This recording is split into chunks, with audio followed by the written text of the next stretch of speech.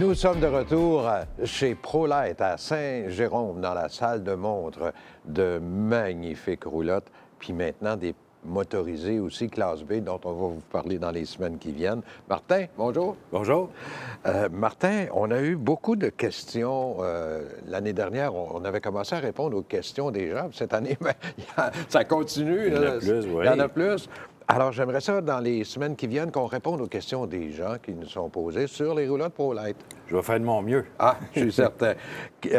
Ici, j'ai une question de Gérard. Gérard Jean, là.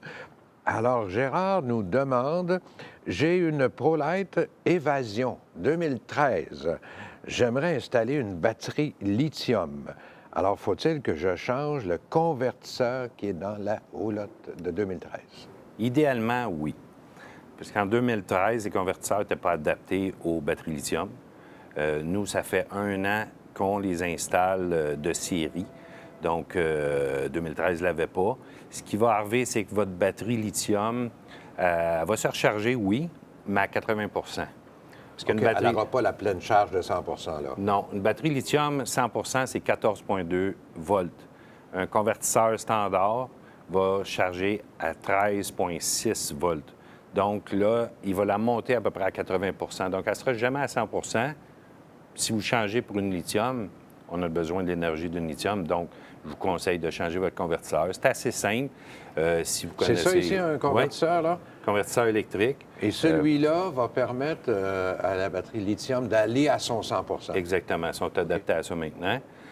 Oui, il va recharger parce qu'il y a une section chargeur dans le convertisseur qui va aller charger la batterie. Mais dis-moi, Martin, c'est quoi l'idée de la batterie lithium?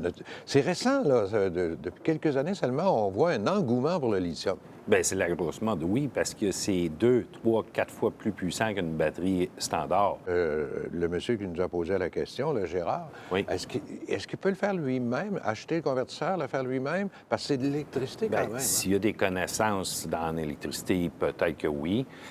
Tout dépendant aussi du convertisseur qu'il y avait dans sa roulotte d'origine. Si ce n'est pas un WFCO, bien là, c'est un petit peu plus compliqué. OK. Parce que nous autres, c'est des WFCO qu'on installe.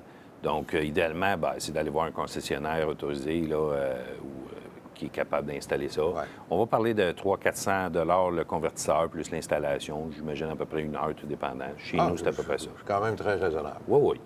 Puis là, vous allez avoir 100 Bon, bien voilà la réponse à Gérard. On se voit la semaine prochaine. Oui, D'autres questions? Oui, merci.